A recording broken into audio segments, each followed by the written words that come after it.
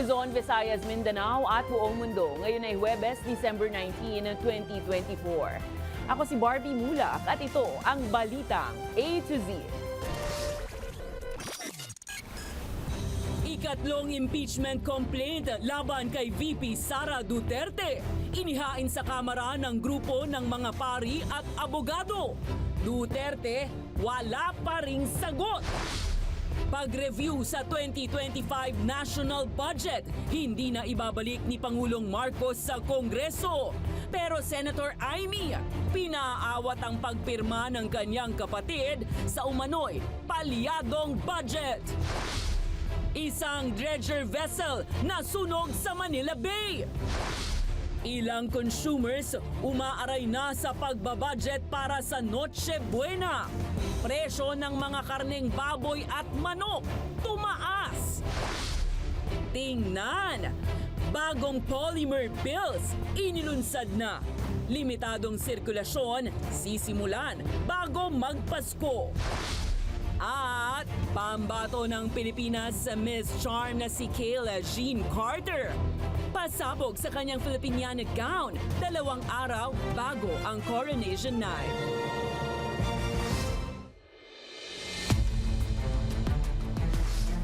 Magandang gabi, pambungad sa ating newscast. Formal nang inihain sa Kamara ngayong December 19 ang ikatlong impeachment complaint na layong mapatalsik sa pwesto si Vice President Sara Duterte. Isang grupo ng mga pari at Union of People's Lawyers in Mindanao ang naghain ng reklamo na inendorso naman ni Camarines Sur 3rd District Representative Gabriel Bordado at Ambis OWA Party List Representative Lex Anthony Colada. Nakasaad dito ang alegasyon ng betrayal of public trust dahil sa umano'y pagkakasala sa graft at plunder kaugnay ng 125 million peso confidential funds ng Office of the Vice President at 112 million peso confidential funds ng Department of Education sa panahon ni Duterte. Halos kapareho ang mga basehang ito sa iniangat na issue ng unang 2 impeachment complaint kontra kay Inday Sara. Ayon sa House Secretary General, daraan sa deliberasyon ang naturang reklamo sunod sa mga nakasaad sa konstitusyon at proseso ng batas. Sa ngayon, wala pang tugon o reaksyon ng OVP hinggil sa bagong impeachment complaint. Mga 7 kaming pare at ibang mga kasama naming lawyers. We believe VP Sara committed something illegal and something immoral against the Filipino people. For us, thou shalt not kill, thou shalt not steal, thou shalt not bear false witness. Mariing kinukondena ng mga opisyal ng PDP Laban Party ang rekomendasyon ng House Quad Committee na pagsasampa ng crimes against humanity cases laban sa kanilang mga miyembro na sina dating Pangulong Rodrigo Duterte, Senators Bongo at Bato de la Rosa. Ayon sa PDP Laban, politika ang nasa likod ng rekomendasyon ng Quadcom. Samantala may komento naman na ang Pangulong Marcos at DOJ sa issue. Alamin ang buong detalye sa ating Balitang A to Z. Tinawag ni PDP Laban President Senator Robin Padilla na political persecution ang rekomendasyon ng House Quad Committee na pagsasampa ng mga kasong crimes against humanity laban sa kanyang mga kaalyadong sina dating Pangulong Rodrigo Duterte, Senators Bongo at Bato de la Rosa. Kami po sa PDP, sinasabi namin na isa malaki itong kasinungalingan. Hindi namin matatanggap ng aming chairman na si dating Pangulong Rodrigo Roa Duterte. December 18, sinabi ng 4 na komite ng Kamara na ayon sa kanilang investigasyon, sangkot sina Duterte sa umano'y reward system o pagbabayad para sa bawat drug suspect na mapapatay noong kasagsagan ng gyera kontra droga ng pamahalaan. Kung iniisip po natin na magagawa mo ang gusto mong gawin, na hindi mo sinusunod ang saligang batas dahil nasa kapangyarihan ka, nais kong sabihin, Mr. Speaker, na matatapos din ang mga bagay na yan. Kaya naman para sa grupong bayan, panahon na para ipaaresto si dating Pangulong Duterte. Hinahamon rin nila ang Marcos Jr. government na makipagtulungan na sa International Criminal Court na nag-iimbestiga rin sa drug war ni Duterte. Titignan pa yan. Marami pa kailangan pa i-assess na mabuti kung ano yung maaaring maging kaso. Pero ipinauubaya ni Pangulong Marcos sa Department of Justice ang pagsisiyasat sa Quadcom recommendation. Na nakita naman ng lahat ng tao na yung mga resource persons po gave very revealing information and even self-incriminating admissions. So all of this information will now be evaluated. Ayon sa DOJ, posible nilang ipatawag ang mga resource person na humarap sa Quadcom para sa case build-up. Kabilang rito si Duterte. Hindi po kami magfa-file ng any harassment case. But when the evidence warrants, pag meron po tayong sapat na ebidensya, we will hold people accountable. Aabot sa 30,000 katao ang sinasabing namatay sa extrajudicial killings, alinsunod sa umano'y reward system ng drug war ng Duterte administration.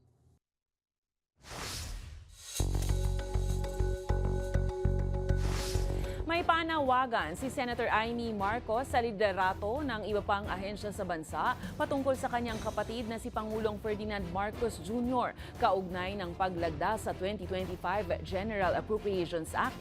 Habang inialis naman na ni Pangulong Marcos ang posibilidad na ibalik sa Bicameral Conference Committee ang panukalang pambansang pondo para sa taong 2025. Ang balitang A to Z ni Naomi Almojano. Huwag naman ninyo ipahamak yung aking kapatid. Iyan ang panawagan ni Senator Amy Marcos kina Executive Secretary Lucas Bersamin at Budget Secretary Amina Pangandaman ngayong Huwebes. Ito'y kaugnay pa rin ang kontrobersyal na 6.352 trillion pesos na panukalang pambansang pondo para sa taong 2025. Huwag naman ninyo ipapasok at pipilitin na pirmahan yung alanganin. Ako rin ay nakikisuyo sa DBM na huwag tayo mauwi sa sistema ng FLR, yung mahiwagang for later release na talagang palakasan at lahat ay lumuluhod sa DBM at sa mga bossing ng DBM para makakuha ng project. Ayon sa senador, labag daw sa konstitusyon, sa batas at maging sa pangangailangan ng mamamayang Pilipino ang kasalukuyang BICAM version ng 2025 national budget.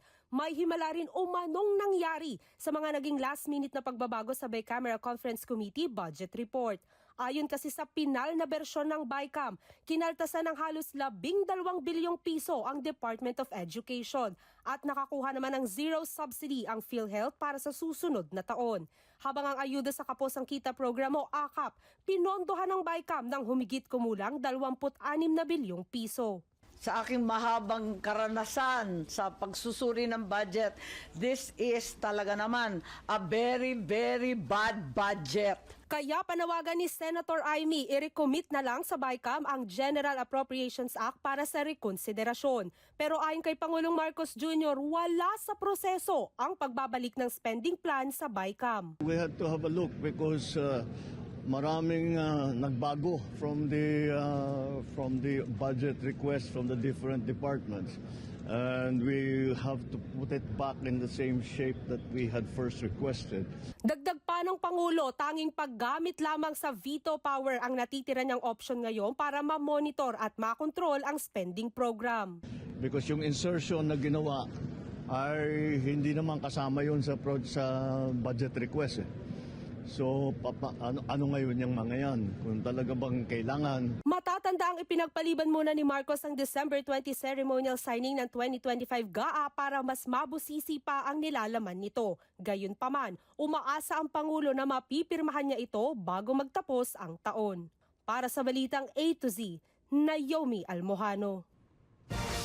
Sa 2025, tinatarget ng Kamara na maimbestigahan at busisiin ng pondo kung paano ang proseso ng paggasta ng PhilHealth. Ito ay kasunod ng posibleng rekomendasyon na suspindihin ng 1 taon ang pagbabayad ng premium payments ng mga miyembro. Sinabi ni House Speaker Martin Romualdez na layon ng investigasyon na palawakin ang benepisyo ng PhilHealth at tutukan ng zero hospital billing para sa mga benepisaryo. Mababatid na sa BICAM version ng 2025 budget, ibinaba sa zero ang government subsidies sa PhilHealth dahil sa di umano'y sobra-sobrang pondo na hindi nagagamit.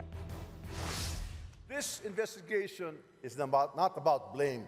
It's about finding solutions. Our goal is clear, to ensure that every peso in PhilHealth's coffers works for the benefit of the members.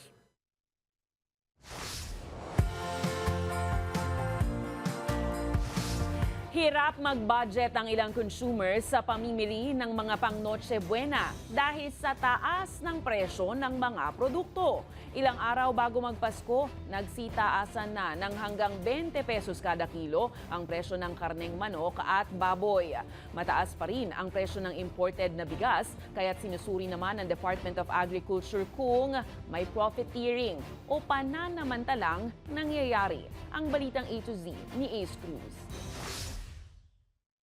Ngayon pa lang sinimulang mamili ni Nanay Sabrina ng ihahanda sa Noche Buena. Paisa-isaan niya ang bili para hindi mabigat sa bulsa. Kasi marami hong kasing gagastusin sa bahay, tapos magbabayad ka pa ng rent, tubig, ilaw. So kung ano yung matitira, medyo susobra sa bonus, yun. Siyempre, kukuha na medyo may mga promo, mga ganun para magkasya lang.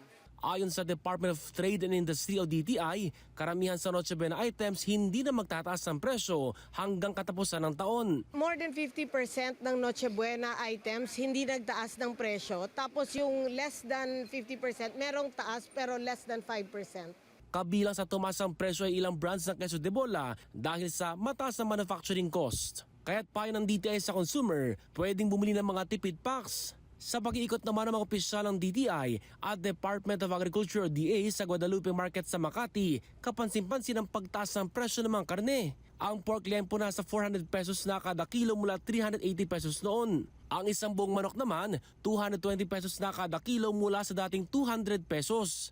Kaya't para hindi malugi, nagbabawas ng paninda ang ilang stalls. Nagbawas po talaga kami. Kalahati po halos ang nawala. Umaalis ang customer pag nalaman nilang ganun kataas. Ayon sa DA, natural lang na tumaas ang presyo ng karneng baboy at manok habang papalapit ang Kapaskuhan. Kasi nga yung demand talaga tumaas. As we all know, meron tayong problema pa sa ASF. So sa baboy talagang expected tumaas. Sinuyod din ng DA ang mga bigasan kung saan mataas pa rin ang presyo. 62 pesos ang benta. Sa akin dapat nasa 50 lang yun eh. So meron ako nakikitang problema ngayon doon sa branding na sinatawag. Doon ngayon tingin ko yung mga importer or brand owners ng importers ng bigas na may brand, doon may profiteering ngayon ako nakikita. Hahabulin nila mga importer na nasa likod ng posibleng pagmamanipula ng presyo. Para sa Agri-Group na Sinag, marapat na magtakda ng presyo sa bigas. Ang tingin natin dapat i-fix yung price sa retail price. Mas effective yun dahil alam ng mga businessman kung anong presyo dapat yung regular meal, anong presyo yung well-milled rice. Walang sagot dito ang DA pero bahagi ng layunin ng 40 pesos na Rice for All program ng Kagawaran ang mahila pababa ang presyo ng bigas. Para sa Balitang A to Z, Ace Cruz. Natanggap na po ng karamihan sa atin ang inaasam-asam na Christmas bonus. Tama po ba? Kaya naman, pigil-pigil po ng kaunti mga ka-A to Z. Marami kasing Pinoy ang zero na agad sa kanilang 13th month pay, kahit na medyo malayo pa ang mismong araw ng Pasko. Ang payo ng mga eksperto para maiwasang ubos biyaya, alamin sa Balitang A to Z ni Ian Maghanoy. Ilang araw na lang, Pasko na. Kaya naman for sure, natanggap na ng marami ang inaasam na Christmas bonus at 13th month pay. Pero ang tanong, may natira pa ba? Agad na gumagastos kasi ang ilang Pinoy sa oras na makatanggap ng 13th month pay at bonus. Katulad ni Debra, hindi niya tunay na pangalan na naubos na ang natanggap na bonus sa loob lang ng ilang araw. Masasabi kong mas mataas yung expenses ko kaysa sa savings ko. Hindi, pero hindi ko mapagkakailan na marami talaga akong kailangan paggastusan. Si Linda naman, rekta na agad sa Divisoria para ibili ng mga pamaskong regalo ang kanyang mga anak. Siyempre, para sa pamilya ko, sa mga anak ko, pambili nila ng gamit, pamasko. Kaya naman para hindi maging ubos-ubos biyaya, bukas nakatunganga, payo ng financial planner bago gumastos. magplano at gumaya kay Santa Claus. Make a list and check it twice. Alam mo dapat kung anong priority mo, kung saan mo i-spend ang pera mo. Every time na nagsisay yes ka sa isang bagay, so you are saying no to something else. So napaka-importante kung ano ba yung pinakakailangan mo as of the moment at yun yung ipaprioritize mo. Yung ibang bagay na hindi mo muna bibilin as of the moment, ide-delay po muna natin yan. Pang-30 ang Pilipinas sa 144 na mga bansa sa mundo ang hindi umano marunong humawak ng pera. Katumbas yan ng 75% na mga Pinoy na maituturing na financial illiterate base sa 2022 data ng Bangko Sentral ng Pilipinas. Ang dahilan, kulang na kaalaman ng mga Pinoy hinggil sa financial literacy at financial services, paniniwala sa mga maling impormasyon at mga nararanasang panlalamang sa kapwa. We should all learn from that dahil ayaw naman natin na paulit-ulit lang na cycle na overspending, na every month na lang ng income natin na kapag dumadaan sa mga kamay natin, parang dumudulas lang din, wala nang natitira. Sa ngayon, nagpapatuloy ang Department of Education at Securities and Exchange Commission sa pagpapatupad ng pulisiya hinggil sa tamang paggastos at tamang pag-iimpok ng pera. May mga panukalang batas na rin naman para maisama ang financial literacy sa curriculum. Kaya naman mahigpit na payo ng eksperto, Mas okay na nakakapagtabi tayo ng portion ng pera natin para sa mga emergency fund, para when it comes to mga sakit, magkaroon man ng mga family problem, medyo step ahead tayo dahil meron tayong na-prepare na emergency fund. Para sa Balitang A to Z, Ian Maghanoy. Good news naman mga ka-A to Z, bilang pamaskong handog ng gobyerno, magkakaroon po ng libreng sakay sa LRT 1 at 2 maging sa MRT 3 bukas, huling Biyernes bago magpasko, December 20. Ayon kay Pangulong Ferdinand Marcos Jr., sagot nila ang libreng sakay bilang tradisyonal na regalo sa mga pasahero tuwing huling Biyernes nga bago mag-Christmas. Inaasahan namang nasa 1 milyong pasahero ang makikinabang. Magtatagal ang libreng sakay buong araw po ng Biyernes. Samantala, sa mga mamimigay ng aginaldo, inilabas na ng Bangko Sentral ng Pilipinas ang kauna-unahang Polymer Banknote Series. Ang bagong polymer bills ay may 4 na denominasyon, 500 pesos, 100 piso, 50 piso at ang nauna ng 1,000 pesos. Sa unveiling sa Malacanang, sinabi ni Pangulong Bongbong Marcos na ang bagong polymer bills ay mas matibay at mas maraming security features. Tampok sa pera ang iba't ibang hayop na makikita sa Pilipinas. Sisimulan naman ang limited circulation nito bago magpasko.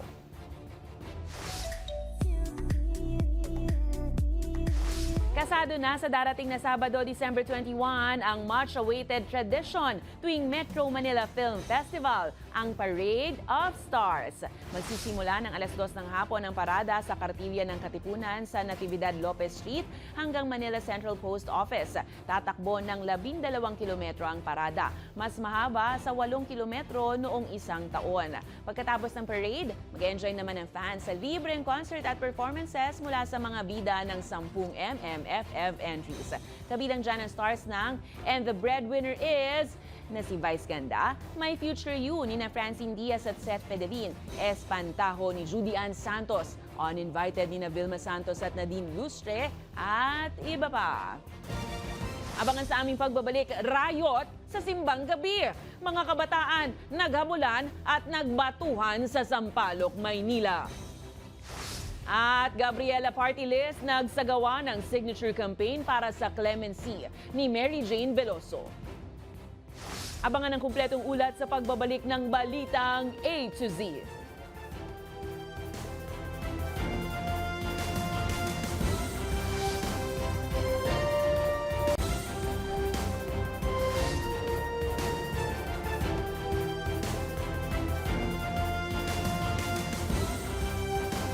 Nasunog ang dredger vessel na MV Heinz 31 sa bahagi ng Manila Bay malapit sa Cultural Center of the Philippines nitong Huwebes ng hapon. Agad namang dineploy ng Philippine Coast Guard ang BRP Sindangan at BRP Suluan upang rumisponde at magbuga ng tubig. Habang umasiste naman ang PCG Manila Station staff sa mga tauhan ng nagliliyab na dredger vessel. Patuloy ang investigasyon sa pinagmulan ng sunog.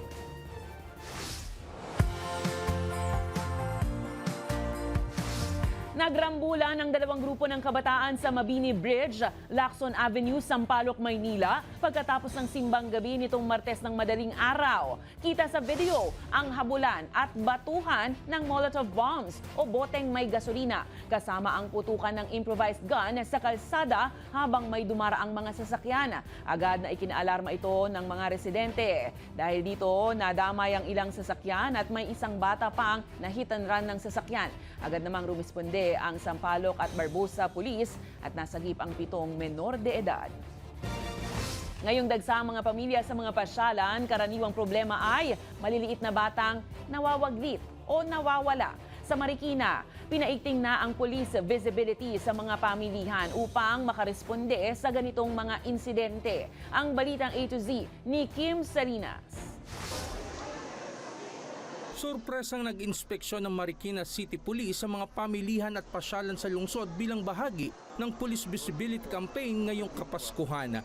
Lalo na rito sa Riverbank Center na umaabot ng 5,000 hanggang 10,000 tao ang dumadagsa kada araw. Sinisiguro natin yung ligtas na Kapaskuhan sa ating mga kababayan, no? Kaya gayon na lamang po yung pagde-deploy natin yun ang ating mga personnel dito sa lugar na to at sa mga matataang lugar sa aming nasasakupan. Nagdagdag din ng Marikina Police ng nakadeploy ng mga tauhan para matiyak na may matatakbuhan ng publiko sakaling mga ilangan ng tulong. Dinamihan natin yung personnel na nandito. Meron tayong mga foot patrollers na umiikot dito para masiguro yung kaligtasan ng ating mga kababayan na nagtitungo rito. At meron din tayong mga tactical motorcycle unit rider na umiikot po sa area natin. Si Rene Rose dito sa Riverbanks nagtungo para mamili ng mga panregalo at susuotin ng kanyang mga anak sa Christmas party sa eskwelahan. Talagang yung inaano lang namin yung tama lang sa budget. In case na wala namang makukuha sa amin, ganun lang. Para safe hanggang pag-uwi mo. Okay naman ang security kasi lahat ng staff nila dito alerto naman. Kaya okay, safe sila dito. Ayon sa security ng mall, wala naman silang naitatalang mga petty crime sa lugar pero ang problema ay mga batang nawawaglit. Wala pa naman po sa amin nare-report na nawawala po. Actually mga kalambata lang po na naiiwan pero nakuha naman ng mga nanay tsaka mga gulang nila. Meron tayong ibang mga reported na mga nawalan ng gamit or na usually yung iba parang nalaglag or na misplaced ganun. Pero wala naman po yung mga parang nadukutan sila or may mga modus na mga salise or ganun. So far wala naman po. Patuloy naman ang paalala ng pulisya sa publiko na laging maging alerto sa lahat ng pagkakataon at kung may kasamang maliliit na bata sa pamamasyal ay huwag iwaglit ang paningin upang hindi sila mawalay o maligaw. Para sa Balitang A to Z, Kim Salinas. Uulanin po kaya ang mga susunod na araw bago magpasko? Naku mga ka-A to Z, nananatili ang tsansang muling mabuong tropical depression sa loob ng susunod na 24 na oras ang ngayoy low pressure area na Kirubin ayon sa Pag-asa. Namataan ng LPA may layong 125 kilometers silangan-hilagang-silangan ng Surigao City bandang 2:00 ng hapon ng Huwebes. Inaasahan ang maulap na kalangitan na may kalat-kalat na pag-ulan at pagkidlat sa Eastern Visayas at Caraga region sa Mindanao. Samantala, dulot naman ng shear line, mas maulan ngayon ang silangang bahagi ng Southern Luzon, habang apektado naman ng amihan ang natitirang bahagi ng Luzon.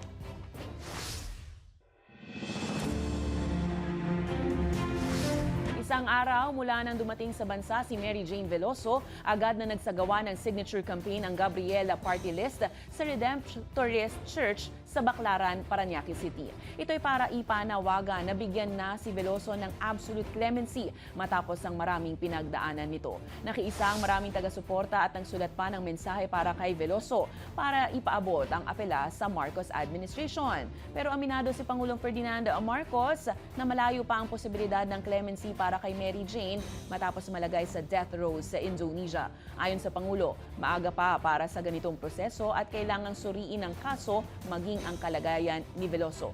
Paliwanag pa niya, hindi na nakikialam ang Indonesia at nasa Pilipinas ang desisyon kung ano man ang magiging hakbang ng mga legal expert ng gobyerno. We still have to have a look at really what her status is, and then of course wala namang condition ang binigay ng Indonesia, so it's really up to us. But We're still at the very preliminary stage of our pag-uwi.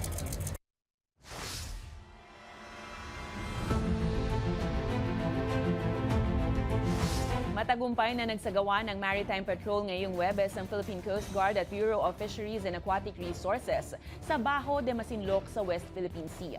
Namahagi ang BRP Teresa Magbanwa at BRP Cabra ng food packs at grocery items sa halos 40 Pilipinong mangingisda doon. Sa gitna nito, namataan ng BFAR Patrol Aircraft ang 2 Chinese Coast Guard vessels at 7 Chinese Maritime Militia sa labas ng Bahura at 2 sa mismong vicinity ng shoal. Na-monitor din ang isang People's Liberation Army Navy vessel na nasa 50 nautical miles mula sa Zambales Coast.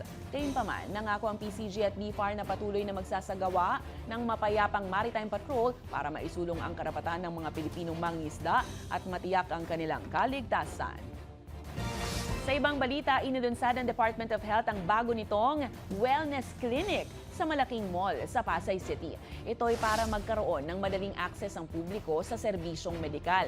Iniaalok sa clinic ang general consultation, screening ng hypertension at diabetes at access sa maintenance medicine tulad ng amlodipine, losartan at amoxicillin. Bukas ang klinika alas 10 ng umaga hanggang alas 7 ng gabi. Ayon sa DOH, bubuksan din ang iba pang wellness clinic sa iba pang mall sa bansa. Wala pa ito kasi meron pa po tayong gustong itayo para po sa adolescents, para po din po sa mga iba't iba pang mga nararamdaman katulad po ng mental health.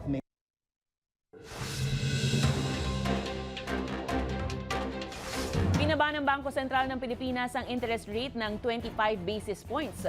Mula sa benchmark rate na 6.5% bago magsimula ng taon, nasa 5.75% na lang ito ngayon.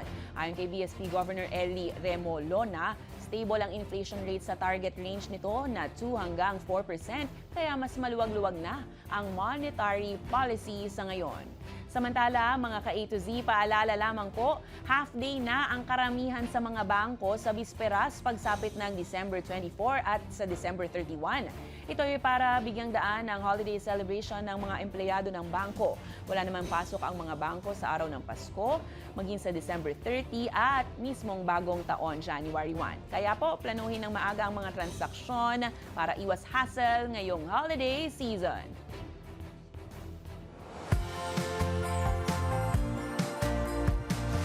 Masigla at makulay ang gabi ng taunang Lantern Parade ng University of the Philippines Diliman sa Quezon City nitong Miyerkules, December 18. Nakiisa ang libo-libong estudyante at iba pang mga dumayo para masaksihan ang nagniningning ng mga redesigned na mga parol. Depende sa tema at pasabog ng bawat departamento ng pamantasan.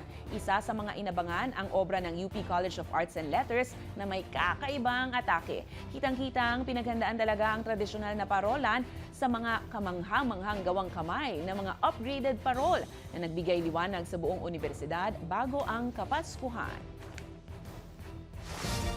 Susunod 2 araw bago ang kompetisyon, Miss Charm Philippines, iniangat ang gandang Pilipina, suot ang pasabog na Filipiniana gown. At Playback Music Festival, handang-handa na para sa Rak-Rakan 2025. Ang lahat ng yan abangan sa pagbabalik ng Balitang A to Z.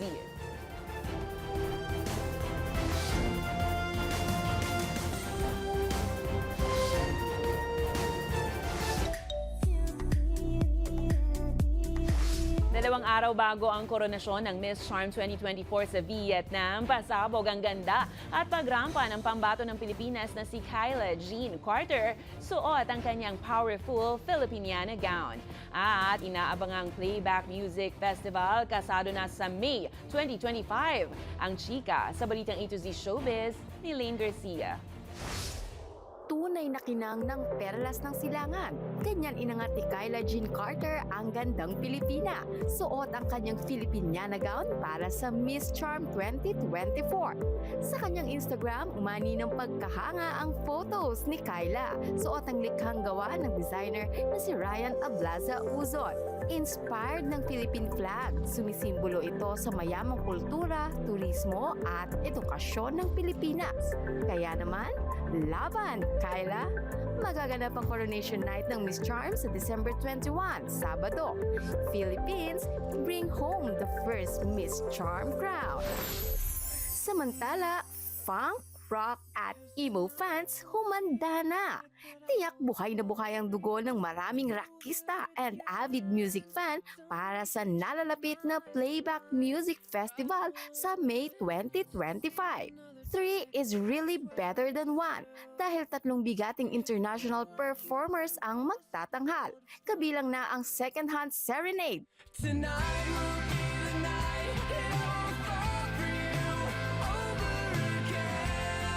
Next, ang The Click 5.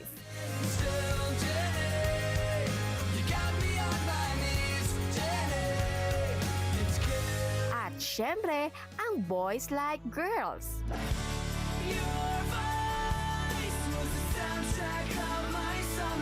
Abang-abang na for tickets sa SMX Convention Center, Pasay City sa May 8 next year. Para sa balitang A to Z Showbiz, Lane Garcia.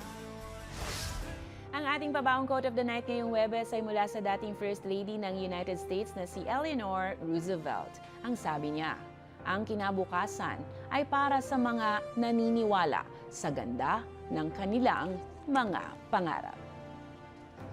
At yan ang mga balita at impormasyon, mga kwentong may dalang inspirasyon na tinutukan ng balitang A to Z. Wow! Totoo ba? 6 na araw na lang po. Magpapasko na ha. May pang-aginaldo na ba kayo? Mag-ready na po. At tayo sa ating mga inaanak at mamamasko. Ako po si Barbie Mulak. Maging maalam, makialam. Magandang gabi sa'yo, Pilipinas.